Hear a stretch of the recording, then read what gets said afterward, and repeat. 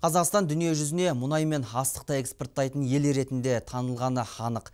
Ұнды сыртқа тасудан алдыңғы, ал ас атасы бидайды шетке шығарудан үздік бестіктің ішінде енуіміздің тарихы 1954 жылдан бері басталған. Соғыстан кейінгі жылдары Кеңес одағы азық-түлікпен қамтамасыз ету бірінші орынға шықты.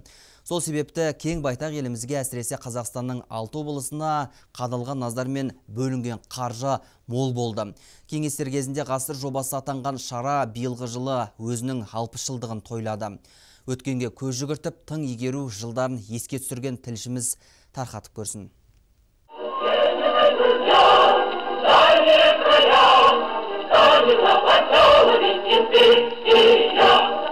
Тың игеру десе, көз алдымызға дәл осындай бейне елестері анық. Тарихи құжаттарға зер салсақ, айналдырған 2 жылдың ішіне елімізге 700 мыңға жуық адам қоныс аударып келген. Бұл көштің орны ерекшеді. Қазақ еліне ат басын бұрғандар партия мен комсомолдың артқан сенім ақтаймыз деген сол заманның патриоттары болды. Товарищи, и сегодня-завтра наш совхоз проложит первые борозды на целине. Соғыстан кейінгі жылдары кеңес үкіметінде ауыл шаруашылық саласындағы механизмнің ескірген көрінісі анық білінді. Сол жылдарда қолдағы бар құрылғылар 20-30 жылдардағы ескі техникамен жабдықталған.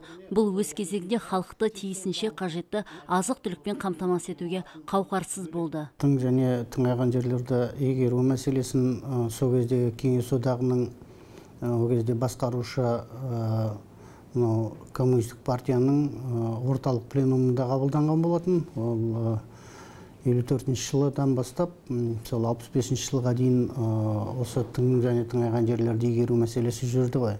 Соның ішінде ең басты Кеңес одағының тұрғындарын, яғни халқын мынау азық-түлікпен қамтамасыз ету мәселесіне келген кезде ең бірінші ауыл шаруашылығын көтеру мәселесі болды. Ауыл шаруашылығын көтеруді, оны мынау егін егу мәселесіне көп көңіл аударылды. Қазақстанның игілігіне осы егін шаруашылығы тиді. Осы өңірде алғанда 50 миллионға таман, 40-тан аса миллионға таман гектар жерді жыртып, қайрадан соған егін егу мәселесі қойылды. Дәурені жырып тұрған сол жылдары еліміз Кеңес одағына миллиардтаған пұт астық жинады. Астықты өлкелеріміз Қостанай, Ақмола, солтүстік Қазақстан мен Павлодар облысындағы жыртылған жер көлемі 600 мың шақырымнан асып түсті. Бұл салыстырмалы түрде алсақ, Еуропаның Франция тәрізді кішігірім мемлекет аумағынан едәуір үлкен еді.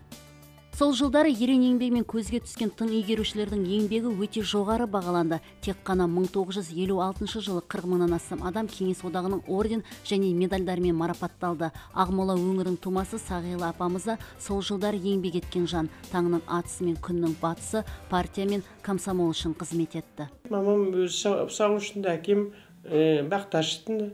Сол шешемнің қасында жүріп, үйреніп, осы барлығын өзі сол ұстазым болды, шешеммен көмектесіп, сол кісіге 13 жасымнан көмектесіп, 14 жасымнан өзім өз бетіммен 18 сиыр берді өзіме. Сол 18 сиырды қолмен сауып, суатты. Ол кезде анау қазір енді сосын 60 жылдан бастап автопоилка бәрі болды.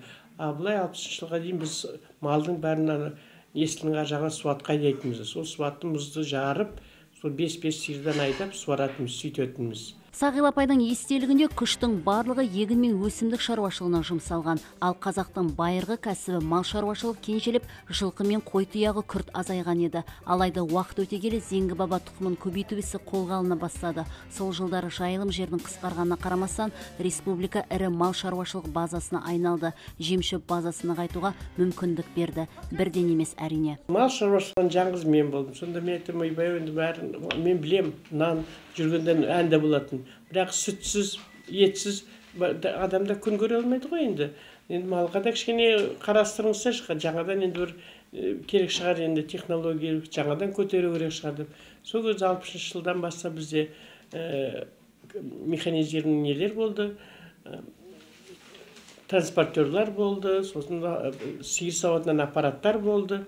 Соны 18 сиырдың орнына уже 35 сиырдан беріп бізге сиырларымызды көбейтіп, аппаратпен сауатын болғаннан кейін сол содан бері сол жұмыс істегенбіз. Сол жылдардың берген тағы бір жемісі Ақмолада ауыл шаруашылығына қажет топырақ өңдейтін және құралдарды өндіретін 2 зауыт салынды. Павлодарда трактор зауыты, минералды тыңайтқыш өндіретін ірі кәсіпорындар пайда болды. Әлеуметтік маңызы бар нысандар еліміздің түкпір-түкпірінде бой көтерді. Тек қана Целиноград емес, сол осы тың игеру кезеңінің шамасында 10-15-ке таман қала, жаңа қалалар бой көтерілді. 78-77 жылдардың шамасы деймін, мынау қазіргі жастар сарайы, дворец молодежи деп аталатын, ол ғимаратта тұрғызылды. Ол ғимарат жастарға арналып, яғни бүкіл Кеңес одағының жастарына арналған. Оның ең басты ғимараты Ленинград қаласында болды, қазіргі Санкт-Петербургта.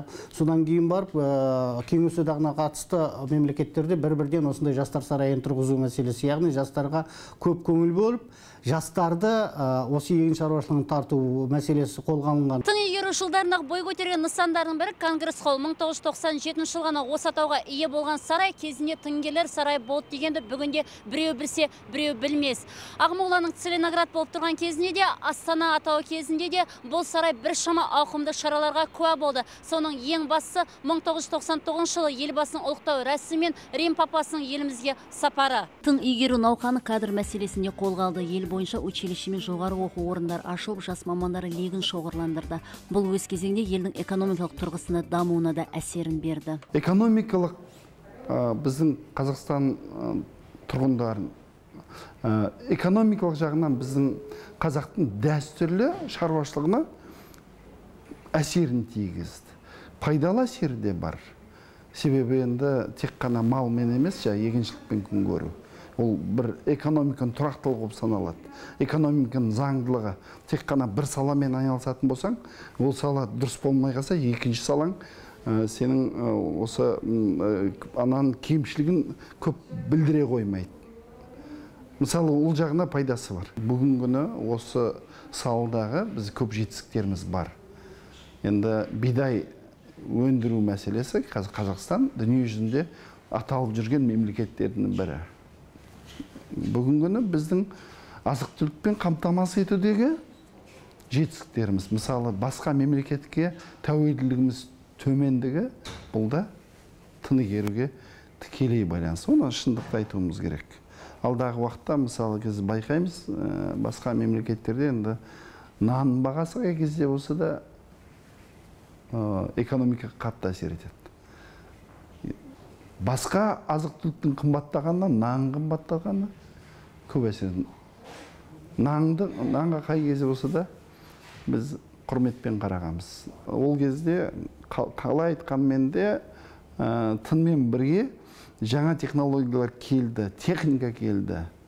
Ол техниканың бәрі бізде бұрын дәл ондай деңгейде жоқ тұғын, дәл ондай көп емес тұғын, келді.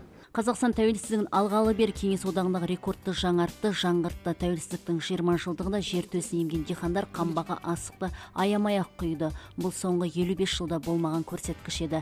Дихандардың мұндай ерен еңбегі елбасы тарапынан да зор ықыласқа бөленді. Біз жасампаз 20 жылда ауылдың еңсесін тіктеп, өнеркәсіпті өрге сүйредік. Біздің дұрыс жол таңдағанымызды уақыттың өзі мінекей дәлелдеп отыр. Биылғы мерейлі жылда егін бітік шықты. Қамбамыз астыққа толды. Бұрын болып көрмеген зор табыстарға жеттік. Биылғы астық Қазақстан үшін рекордты болды.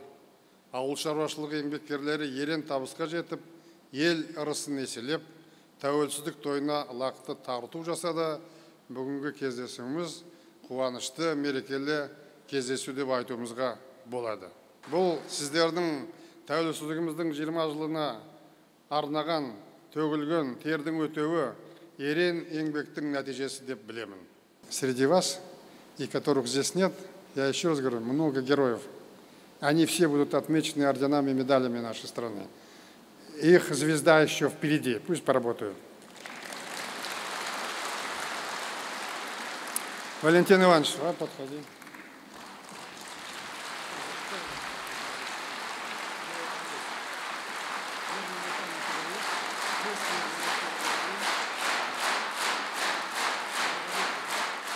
Мемлекеттің әрқашанда қолдауында болған ауыл шаруашылық қызметкерлер мүддесіне бүгінде әртүрлі бағдарламалар қызмет етуде. Мал шаруашылығына арналған сыбаға алтын тұяқ жүйесі 2013-2020 жылдарға арналған агроөнеркәсіп кешенін дамыту салааралық агробизнес 2020 бағдарламасы қабылданды. Көбінесе көп егін мен диқаншылықты қолға алған Қазагрода диқандар мүддесіне қызмет етуде. Проткорпорацияны айтсақ, жыл сайын міне астық жылдың басында үкіметіне тарапынан 40 миллиард теңге бөлінеді. Осы жылы бөлінеді, келесі жылда болады.